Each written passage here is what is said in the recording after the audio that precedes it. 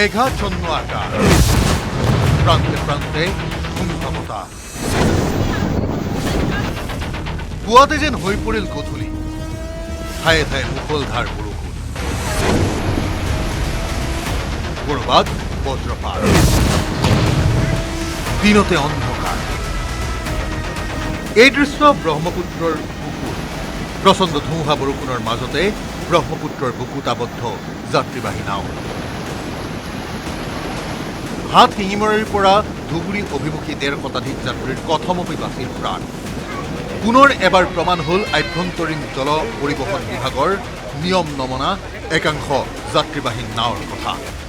নাওত নাই পৰ্যাপ্ত পৰিমাণৰ লাইফ জেকেট। বাক্সাত বজ্ৰ পৰি প্ৰাণ গ'ল এজনৰ। পথাৰত গৰু চৰাবলৈ যোৱাৰ সময়তে ঘটিল অঘটন।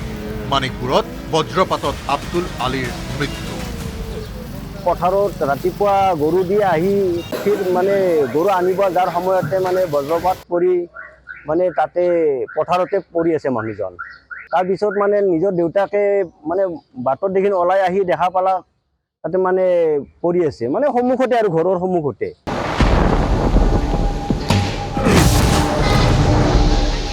উত্তৰ গুৱাহাটীত বিদ্যুৎ পৰিবাহী তাঁৰত পৰিল এজোপা গছ। তাৰ পাছতেই বিদ্যুৎ সংযোগত ঘটিল ব্যাঘাত।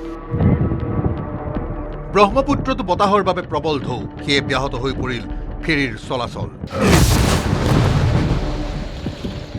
এই দৃশ্য ধেমাজি অসামৰিক চিকিৎসালয়ৰ পথত বতাহত বাউল হৈ পৰিল শিমৰু। তাৰ পাছতে আহিল এজাক বৰষুণ।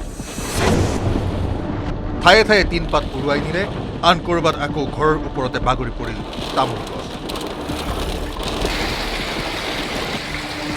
মাজুলীত এইদৰেই পৰিল এইজোপা প্ৰকাণ্ড গছ। তাৰ পাছতেই গৃহস্থৰ হেৰাল মুখৰ মাত।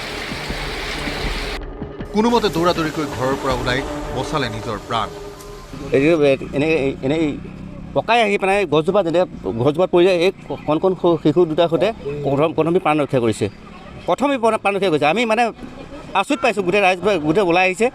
এই কণ কণ শিশু দুটাক দেউতাকে সৈতে মাকে সৈতে প্ৰথমে প্ৰাণ ৰক্ষা হৈছে। গহপুৰৰ ভিন্ন প্ৰান্তত পুৱাৰ ভাগত প্ৰচণ্ড ধুমুহাৰ তাণ্ডৱ। কুকুৰাজান, পশ্চিম ঘগৰা, বাগানবাৰী আদি অঞ্চলত মানুহৰ ঘৰ, স্কুল গৃহ আদিৰ ক্ষতিসাধন। উভালি পৰিল বহু গছ। কাকপথাৰ ডিগবৈ, ডুমডুমাত দিনৰ ভাগতে নিশা সদৃশ পৰিৱেশ। দিনৰ ১১ বজাত অন্ধকাৰ হৈ পৰিল সমগ্ৰ অঞ্চল। গাড়ী মটৰৰ লাইট জ্বলাই যাতায়াত কৰিবলগীয়া অৱস্থা। অন্ধকাৰে চানি ধৰিলে যোৰহাট নগৰ।